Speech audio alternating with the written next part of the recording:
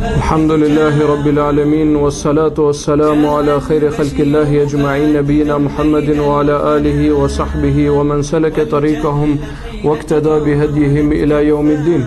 Falenderojmë Allahun e lartësuar dhe dërgojmë salavate dhe selame mbi Muhammedin alayhi salam, mbi familjen e tij të ndershme, mbi shokët e tij fisnik dhe mbi gjithë ata që e pasojnë rrugën e tyre deri në ditën e gjykimit.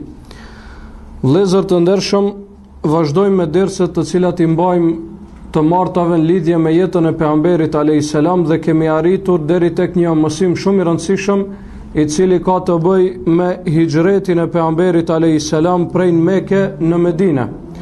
Pejgamberi alayhis salam pasi që vdiq xhaxhai I tij Ebu Talibi dhe gruaja e tij Hadixha radhiyallahu anha I u ngushtuan shumë rrugët e thirrjes në Mekë dhe I ushtuan telashet dhe sprovat prej mushrikëve të Mekës, andaj siç e kemi potencuar e shtoi edhe më shumë davetin e fiseve jashtë Mekës, pra e shtoi thirrjen jashtë Mekës, u koncentrua që ndonjë fis prej jashtë ta merrte dhe t'i ndihmonte.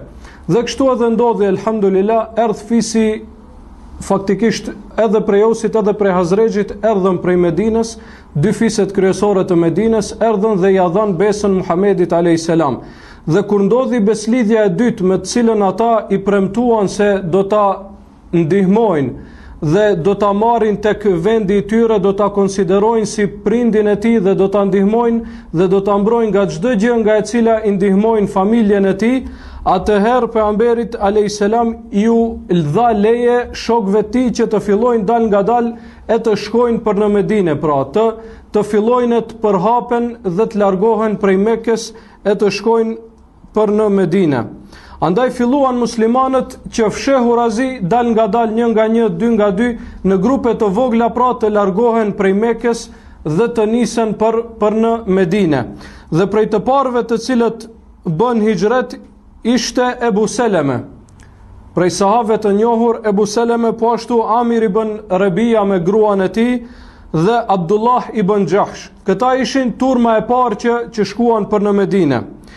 Pastaj vazhduan muslimanët turma ta lënë Mekën dhe prej të fundit të cilën bën hijret për në Medinë ishte Omar ibn al-Khattabi radhiyallahu anhu, I cili për dallim nga të tjerët bëri hijret haptazi. Omar ibn al-Khattabi radhiyallahu anhu ka pra hijreti I tij dallon prej hijretit të sahabëve të tjerë, sepse kur u nis për në hijret nuk I pat frikë mushrikëve të Mekës, doli para dhe ju tha: "O ju Mekeli, unë kam niyet të bëj hijret, andaj kush dëshiron që t'i lën fëmijët e tij jetim dhe gratë e tij të veja, le të më takoj në filan vendin dhe le të mundohet të më ndal." Dhe kështu edhe vazhdoi ai radhiyallahu anhu dhe asnjëri prej mekelive nuk pati guxim që të del dhe ta pengoj prej hijretit të tij. Saqë pra nuk ngelen Mekë vetëm Ebu Bekri radhiyallahu anhu, Ali ibn Abi Talib radhiyallahu anhu dhe pejgamberi alayhis salam. Të tjerët të gjithë kishin bërë hijret për në Medinë. Ebu Bekri radhiyallahu anhu shpesh e nxiste pejgamberin alayhis salam dhe I thoshte: "Të shkojmë edhe ne ja Rasulullah", ndërsa pejgamberi alayhis salam I thoshte: "Mos nxito sepse Allahu nuk më ka dhënë leje ende, dhe mos nxito sepse shpresoj se Allahu subhanahu wa taala do të zgjedh ty si shoqërues timin për në hijret."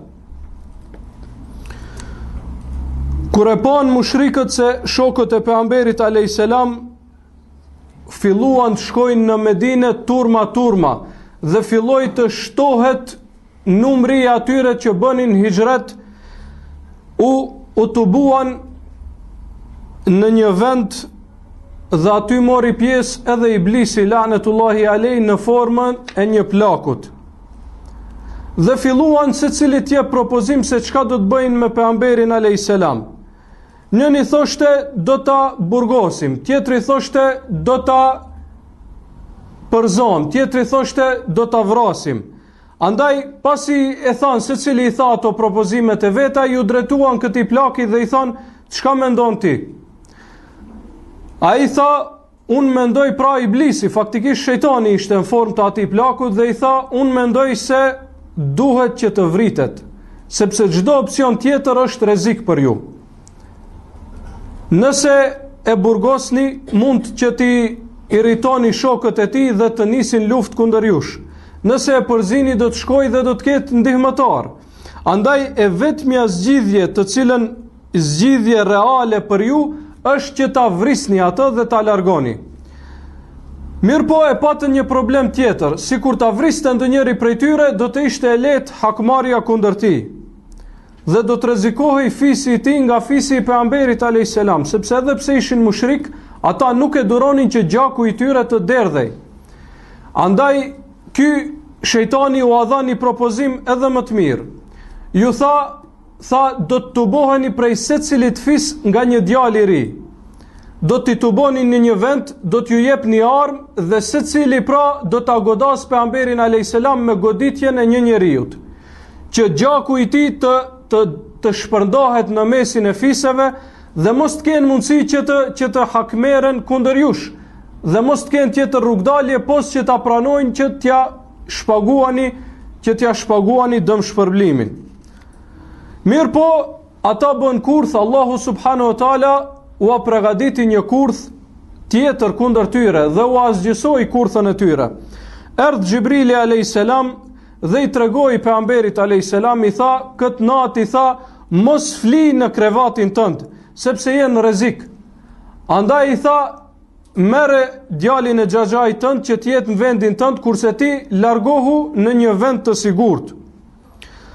Andaj pejgamberi alayhis salam kështu veproi dhe e la Aliun radiallahu anhu, i cili ishte në moshë të re, pra djalosh i ri, ende nuk kishte arritur në moshën e pubertetit. E la Aliun radiallahu anhu dhe po ashtu i la emanetet e mekelive të cilët ja kishin lënë atij, sepse pejgamberi alayhis salam njihej si njeri besnik, dhe ata edhe pse ishin kundërshtar të tij, armiq të tij, përsëri emanetet kur vinin i linin te pejgamberi alayhis salam, sepse dinin se nuk tradhton dhe është besnik.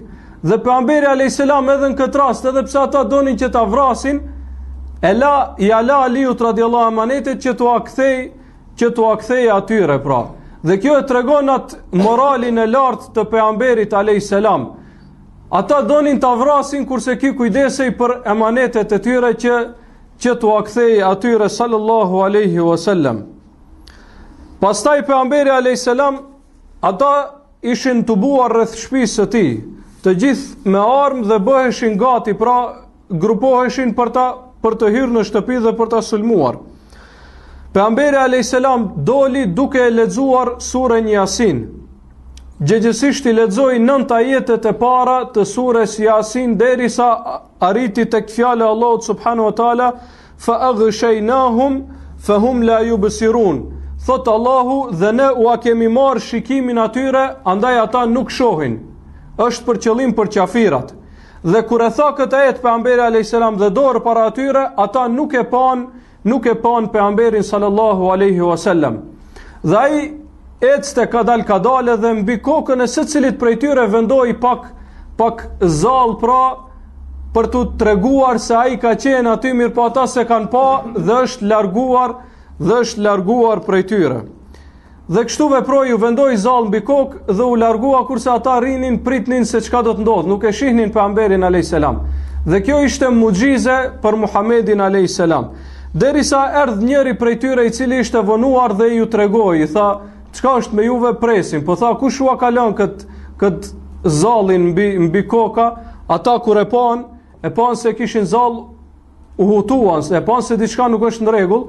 Andaj u futën në shtëpinë e pejgamberit alayhis salam dhe kur e larguan mbulojen me të cilën ishte mbuluar Aliu radiallahu anhu, e pan se nuk është Muhamedi alayhis salam në krevat, po është djali i xhaxhait të tij Aliu radiallahu anhu. Andaj nuk i bën asgjë, i morën emanetet e tyre dhe u larguan. Në këtë rast pejgamberi sallallahu alaihi wasallam, pejgamberit alayhis salam i zbritën disa ajete të surës Enfal, ku Allahu subhanahu wa taala e përshkruan këtë ndodhi, e përshkruan kurthën e tyre të cilët dëshiruan ta vrasin dhe thot: "Wa idh yamkuru bika alladhina kafaru liyuthbituka aw yaqtuluka aw yukhrijuk wa yamkuruna wa yamkuru Allah wallahu khairul makirin." Thot, përkujto si dhunti ndaj teje, kur qafirat u munduan që të bëjnë kurth. Disa dëshironin të të vrasin, disa dëshironin të të burgosin, dhe të tjerët dëshironin të të largojnë apo të të përzonë prej vendit tënd. Pastaj thot, ata bënin kurth, mirë po edhe Allahu përgatiste kurth kundër tyre, e Allahu është ai që më së miri përgatit kurtha kundër jo besimtarve dhe ua asgjëson kurthat e tyre. Transmeton Buhariu rahimahullah nga Aisha radiallahu anha në një hadith të gjatë ku e përshkruan nëna e besimtarve Aisha radiallahu anha e përshkruan hijretin e pejgamberit alayhis salam. Thot, pejgamberi alayhis salam e pa në ëndër vendin ku do të bënte hijret dhe i tuboi besimtarët dhe ju tha: "Inni ra'aytu dara hijratikum." Unë e pash vendin ku ju do të bëni hijret. Dhatu nakhlin bejnë labetejn, është një vend që ka hurma shumë, druj hurmash, dhe është në mes të dy kodrave dhe në mes të dy tereneve të vështira, që nuk mund të kalohen. Kjo ishte pra përshkrimi i Medines. Andaj thot, u nisën muslimanët që të bëjnë hijret në drejtim të Medines, bënin hijret turma në drejtim të Medines, edhe ata që ishin në Abisini, që kishin shkuar më herët, prej në Abisini shkonin për në Medine, sepse kuptuan se atje do të nisej më vonë edhe Muhamedi sallallahu alaihi wasallam. Pejgamberi sallallahu alaihi wasallam thot, Ebu Bekrin për dallim nga sahabët tjerë ndalte që mos të bëj hijret, sepse dëshironte që ta ketë shok të tij në hijret, për dhe Ebu Bekri lutej dhe ja kujtonte pejgamberit alayhis salam, ja kujtonte se dëshiron që ai të jetë shoku i tij për në hijret. Dhe kështu thot ndodhi, thot babai im, Aisha po thot babai im Ebu Bekri u ndal në Mekë derisa i erdhi urdhri pejgamberit alayhis salam që të bëj hijret për në Medinë. Thot dhe një ditë prej ditësh, përderisa ishim ulur në shtëpinë tonë, vinte një njeri i cili e kishte mbështjellur fytyrën e tij që mos të dallohej. Vinte thot në drejtim të shtëpisë sonë. Në këtë rast Ebu Bekri tha, me siguri ky është pejgamberi alayhis salam. Dhe vinte në drek, pra në kohë kur njerëzit e tjerë pushonin, në kohë kur nuk mund të hetohej sepse nuk ishte shumë njerëz. Vinte në kohën e drekës. Prej shtëpie dol pra natën, ndërsa tek Ebu Bekri erdh në kohën e drekës, pra kur ishte nxehti më i madh dhe njerëzit futeshin në shtëpiat e tyre për t'u larguar nxehtit dhe pushonin në këtë kohë. Atëherë Ebu Bekri tha, ka ardhur në një kohë në të cilën nuk e ka zakon që të vi, sepse pejgamberi alayhis salam nuk e kishte zakon që të dilte në këtë nxehtë e as që të vizitonte shokët e tij. Andaj tha, me siguri i ka ardhur leja prej Allahut subhanahu wa taala që të bëj hijret. Atëherë erdh pejgamberi alayhis salam dhe i tregoi Ebu Bekrit, i tregoi se Allahu subhanahu wa taala e ka lejuar që të bëj hijret. Atëherë Ebu Bekri i tha, "Es-suhba bi abi anta ya Rasulullah." Më lejo që të shoqëroj qofsha kurban për ty, o i dërguari i Allahut. Atëherë pejgamberi alayhis salam e lejoi që ky të jetë shoqëruesi i tij në hijret, ndërsa pejgamberi Ebu Bekri radiallahu anhu më herët i kishte përgatitur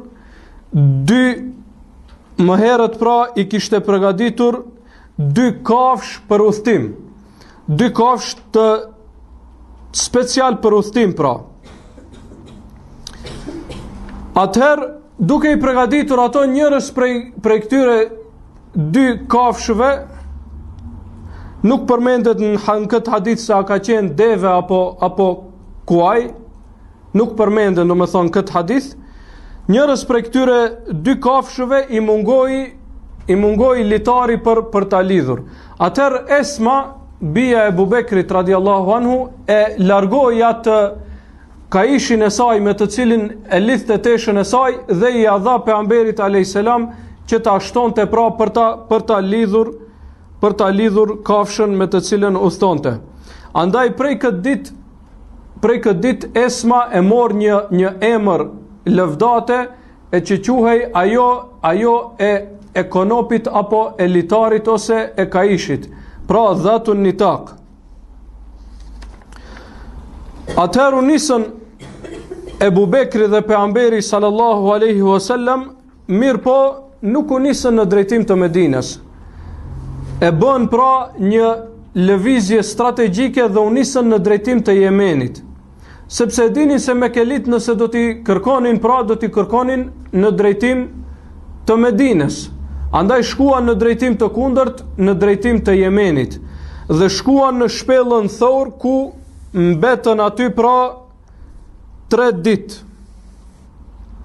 Dhe 2 veta ju ndihmonin gjatë këtyre 3 ditëve. Njëri prej tyre ishte djali i Abu Bekrit radiallahu anhu dhe tjetri ishte Amir ibn Fuhejra.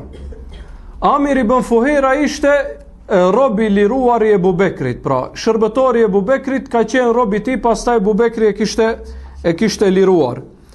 Djali i Abu Bekrit shkonte dhe ju dërgonte ushqim, ndërsa Amir ibn Fuhejra në afërsi, pra aty ka kalonte djali i Abu Bekrit, i kulloste dhënët e tij në mënyrë që t'ia hub tragjet e ecjes së djalit të Abu Bekrit dhe po ashtu ju dërgonte qumsht pra prej dhënëve. Dhe kështu mbetën 3 ditë. Para se të shkojnë në shpellë, pejgamberi alayhis salam dhe Abu Bekri e morën një njeri i cili i dinte rrugët mirë, në mënyrë që t'ua tregoi rrugën deri në Medinë.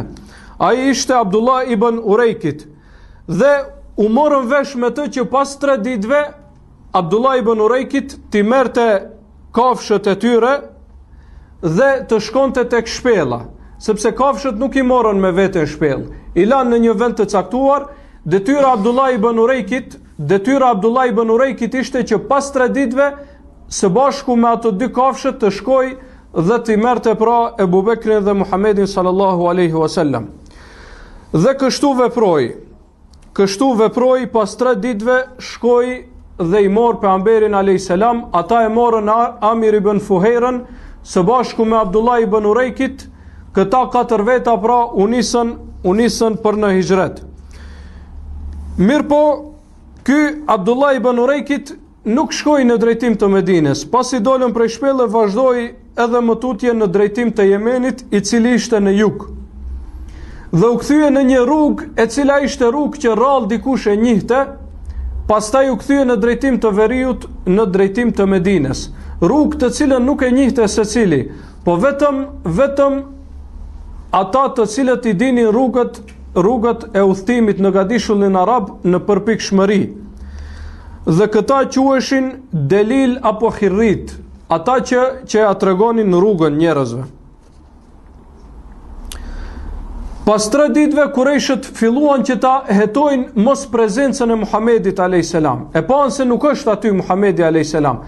Faktikisht këtë e kuptuan që në natën e parë të hijretit, sepse Aliu ishte në shtratin e tij. Mirë po nuk ishin sigurt se a ka dal apo thjesht ka shkuar përkohësisht dhe do të kthehej. Dhe pas 2 ditëve parafërsisht i dërguan njerëzit për ta kërkuar pejgamberin sallallahu alaihi wasallam. Dhe duke qenë Muhamedi alayhis salam me Abu Bekrin në shpellë, para se të vi ai që u tregonte rrugën, u afruan shumë mushrikët, saqë thotë Abu Bekri sikur ta ulnin shikimin do të na shihnin. Mirë po deshti Allahu subhanahu wa taala që ata mos t'i hetojnë. Dhe këtë rast e tregon edhe Abu Bekri radiallahu anhu, i cili thot, i thash pejgamberit alayhis salam duke qenë së bashku me të në shpellë, i thash, ja Rasulullah, sikur ndonjëri prej tyre ta ul shikimin në drejtimin ton do të na shihte, sepse këta prej poshtë i shihnin ata lart, nga ndonjë vrim që ishte në shpellë, pra nalt, sepse zakonisht shpellat janë në kodër. Pastaj brenda shpellës ka ndonjë vrim, ndoshta që është në drejtim, jo të gjitha shpellat, po disa e kanë këtë. Mirë po pejgamberi alayhis salam ishte i qetë dhe qetësoi edhe Ebu Bekrin. I tha: ja Ebu Bekr, çka mendon për dy veta, i treti i të cilëve është Allahu? Pra mos u mërzit, sepse Allahu është me ne, do të na ndihmojë dhe do të shkojmë në Medinë pa asnjë far problemi. Dhe kështu u drejtuan pra në drejtim të Medinës, në një rrugë e cila nuk ishte e njohur për shumicën e njerëzve. Dhe gjatë udhëtimit në këtë rrugë do të ndalen tek tenda e Ummu Ma'bad el-Khuzaije. Dhe në këtë tendë do të kërkojnë prej saj që t'u sjell ndonjë dele të cilën do ta mjelin pra. Ajo do të sjell një dele, faktikisht pejgamberi alayhis salam do t'i thojë që t'jetë dele shterpe, mos t'jetë pra dele që ka qumsht. Dhe ajo do t'ja dërgojë atë, dhe kur do ta mjel pejgamberi alayhis salam, ajo do të filloj që të nxjerr qumsht, edhe pse më herët nuk kishte. Dhe në këtë rast kjo Ummu Ma'bad do të bëjë një poezi në lëvdrim të pejgamberit sallallahu alaihi wasallam, sepse burri i saj nuk ishte aty në atë rast, dhe kur do të kthehej do t'ja përshkruaj pejgamberit alayhis salam pejgamberin alayhis salam burrit të saj në një poezi, e cila është poezi e gjatë dhe e njohur, në të cilën e lëvdron Muhammedin sallallahu alaihi wasallam. Po ashtu gjatë kësaj rruge do t'i takoj Suraka ibn Jathem.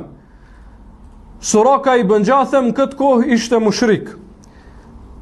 Ai thot: na erdhën të dërguarit e mushrikëve të Mekës dhe na thanë se ai i cili e gjen Muhammedin alayhis salam apo e sjell tek ne të gjallë ose të vdekur, nuk është problem. Kryesorja të na e sjell neve Muhammedin alayhis salam do të ketë shpërblim 100 deve prej më të mirave. Do të ketë shpërblim 100 deve prej më të mirave. Dhe kjo hadith është në Buhari. Atëherë Suraka thot: derisa isha në një tubim prej tubimeve të popullit tim, me popullin tim, me fisin tim, erdh një njeri prej tyre, i cili më tha: o Suraka, në këtë rrugë, e cila ishte rrugë që nuk kalonin shpesh njerëz aty, i kam parë disa persona dhe mendoj, ma merr mendja se janë Muhamedi alayhis salam dhe shokët e tij. Suraka thot: e dija se është Muhamedi alayhis salam, sepse rrugë që nuk kalon secili, dhe i shkojnë ndërmend se do ta zgjidhte Muhamedi alayhis salam një rrugë të tillë që mos të hetohej. Mirë po këti prej fisit tim i cili më tregoi, i thash: jo, nuk ka mundësi që të jetë Muhamedi alayhis salam, sepse ne i dërguam disa njerëz ton, ata kanë qenë, sepse disa prej familjes toni kemi dërguar në drejtim, kështu që mos u merakos se nuk është Muhamedi alayhis salam. Suraka me qëllim i tha kështu që të shkoj vet dhe ta merr pra shpërblimin. Ai shpresoi që ta bëj një gjë të tillë. Thot: pastaj qëndrova në tubim, në mexhlis me popullin tim, që mos të hetohem, qëndrova edhe disa çaste. U ngrita prej tyre dhe shkova tek familja ime, ju thash të ma bëjnë gati kalin dhe shigjetat, në mënyrë që të nise në drejtim të Muhamedit alayhis salam dhe ti vriste të gjithë, ose ndonjërin pra pejgamberin alayhis salam ta zinte rob dhe të tjerët ti vriste, sipas mendimit të atij. Thot: e mora kalin dhe u nisa në drejtim të rrugës së tyre. Kur afrova afër, thot, kali filloi që mos të ecë, filloi që të ndalet, kundërshtoi. Thot: unë u mundojsha që ta çoj, mirë po ai ndalej. Pastaj thot: hodha, bëra një farlloj falli. Arabët e kishin zakon që me shigjetën e tyre të bëjnë fallë, ta vendojnë në njërin anë të shkojnë në një drejtim, në anën tjetër mos të shkojnë në drejtim, dhe me shigjetën cilës anë të kthehej shigjeta, ashtu të vendosnin, kur ishin pra të dyshimt për një çështje. Dhe pejgamberi alayhis salam ka ndaluar nga një gjë e tillë dhe ka treguar se është prej shirkut. Mirë po, ky ishte mushrik dhe i kishte këto zakone. Thotë edhe shigjetën kur e bëja se atë shkoj të sulmoj apo të kthehem, shigjeta shkonte në drejtim që të kthehem, ndërsa kali nuk shkonte në atë drejtim. Thot zhdrypa prej tij dhe fillova që ta tërheki. Erdh me mua derisa u afrua afër Muhamedit alayhis salam dhe shokëve të tij, në atë çast ju fundosën këmbët e tij në zall. U mundova që t'ja nxjerr këmbët prej zalli, mirë po nuk pata mundësi, dhe pash se nuk kam mundësi që me kafshën time t'i arrij ata. Pastaj thot fillova të vrapoj dhe bërtita o Muhammed. I bërtiti Muhamedit sallallahu alaihi wasallam. Thot ndërsa në këtë çast Muhamedi alayhis salam këndonte Kur'an, kurse Ebu Bekri kthehej më shpesh që ta shoh rrugën. Atëherë thot u mundoja që t'i godas, mirë po nuk kishte mundësi. Shigjeta si shkonte rrëzohej me njëherë. E pa është se nuk ka mundësi që t'i luftoj, diçka po më ndalë, pra, diçka po më stopon nga kjo dëshire e imja. Në atë rast i thira me siguri. I thira pra si të sigurte, jo si njerëz të cilët dëshiroj t'i luftoj. Atëherë thot më ftuan ata, e panë se nuk dëshiroj ma t'i luftoj, dhe më ftuan në drejtim të tyre. Në atë rast thot u ula une me pejgamberin alayhis salam dhe i tregova se çka dëshirojnë që njerëzit të bëjnë me ty, pra kanë vu shpërblim për kokën tënde dhe kanë dërguar njerëz që të kërkojnë, që të vrasin. Atëherë pejgamberi alayhis salam ia ofroi që ta pranoj Islamin. Ai nuk e pranoi, mirë po i tha na fsheh. Në këtë çast nuk e pranoi dhe i tha na fsheh, pra. Na fsheh neve, mos na trego se ne kemi qenë në këtë rrugë. Suraka i tha më jep një letër të sigurisë. Jo letër, për shkruma një siguri, domethënë, dhe atë zakonisht e bënin në lëkura në atë kohë, ose në ndonjë mjet tjetër të cilën e kishin. Pejgamberi alayhis salam e urdhëroi Amir ibn Fuhairan, i cili tham ishte së bashku me ata, që t'ia shkruaj një letër sigurie prej Muhamedit alayhis salam. Dhe kjo letër Surakës më vonë do t'i ndihmoj, pra, kur do të përhapet Islami dhe muslimanët, kjo letër do t'i ndihmoj. Atëherë vazhdoi pejgamberi alayhis salam, ndërsa Suraka u kthye në drejtimin e kundërt, dhe secilin njeri që e shihte në këtë drejtim i thoshte mos shkoni këndej, sepse unë e kom pa nuk ishte Muhamedi alayhis salam në atë drejtim. E shohim pra subhanallah, edhe Suraka mushrik, edhe ai që u tregonte rrugën mushrik, mirë po ishin besnik. Ai u tregoi rrugën dhe nuk i tradhoi, ndërsa Suraka u dha premtimin se do t'i fsheh, do t'i mbuloj, nuk do t'tregoj se janë këtë drejtim dhe e çoi premtimin në vend. Këto pra ishin cilësitë e mira që i kishin edhe pse ishin mushrik. Edhe pse ishin mushrik u kishin ngelur disa sifate të mira, disa sifate të cilat janë prej fitrës së pastër, në të cilën Allahu i ka krijuar njerëzit.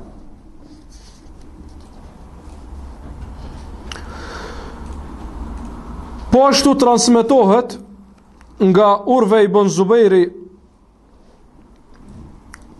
radiallahu anhuma se baba i tij Zubairi radiallahu anhu e takoi pejgamberin alayhis salam në rrugë së bashku me disa muslimanë të cilët ishin nisur për tregti. Pra prej Shamit për tregti. Dhe Zubairi u dha edhe Ebu Bekrit edhe Muhamedit alayhis salam nga një robë të re, pra që të veshen mirë para se të arrijnë në Medinë, në Medinë. Atëherë Dhe këto ishin rroba të bardha, transmetuesi e përmend edhe ngjyrën e rrobave, të cilët pra ishin rroba të bardha. Atëherë u përhap në Medinë lajmi se pejgamberi alayhis salam është afër dhe është nisur në drejtim të tyre dhe dita ditës do t'i arrijë ata. Dhe çdo ditë dilnin, hypnin mbi hurmat më të gjata për të shikuar se a dukej në horizont Muhamedi alayhis salam dhe shokët e tij. Po ashtu edhe jehudët edhe jehudit që ishin në Medinë e bënin të njëjtën gjë. Dhe njëri prej djelmoshave të jehudive e pa pejgamberin alayhis salam dhe shokët e tij dhe i informoi muslimanët të cilët ishin shumë të gëzuar dhe e pritën Muhamedin alayhis salam në mënyrë madhështore. Mirë po pejgamberi alayhis salam prej modestisë së tij nuk dallohej nga Ebu Bekri, pra me diçka të veçantë. Dhe thonë transmetuesit nuk e dinin se ata që se kishin pa Muhamedin alayhis salam nuk e dinin se a është Ebu Bekri apo është Muhamedi nuk dinin t'i dallonin pra se cili është pejgamberi i Allahut. Derisa thot kështu shikonim njërin, shikonim tjetrin. Pejgamberi alayhis salam nga modestia nuk tregoi me asnjë shenjë se ai është pejgamberi i Allahut.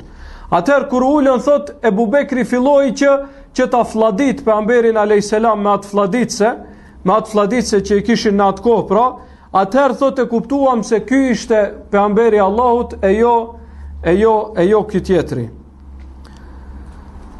Dhe në këtë rast e dini pra tregimin se pejgamberi alayhis salam nuk deshti që t'i hidhroj ensarët dhe e la që deveja e tij që ta caktoi vendin se ku do të ndërtoj pejgamberi alayhis salam xhamin dhe shtëpiat e grave të tij, nënave të besimtarëve. Dhe u ndal deveja në vendin e caktuar në ditën e hënë, ishte pra prej muajit Rabiul Awwal. Ishte dita e hënë muaji Rabiul Awwal.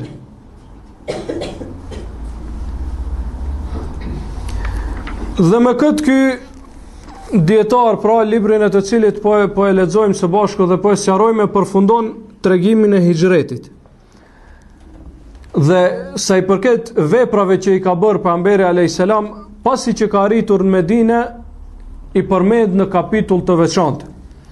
Kurse nga ky tregim nxjerr mbi 20 dobi, pra 20 pika dhe 20 dobi të cilët i mësojmë ne nga tregimi i hijretit pejgamberit sallallahu alaihi wasallam.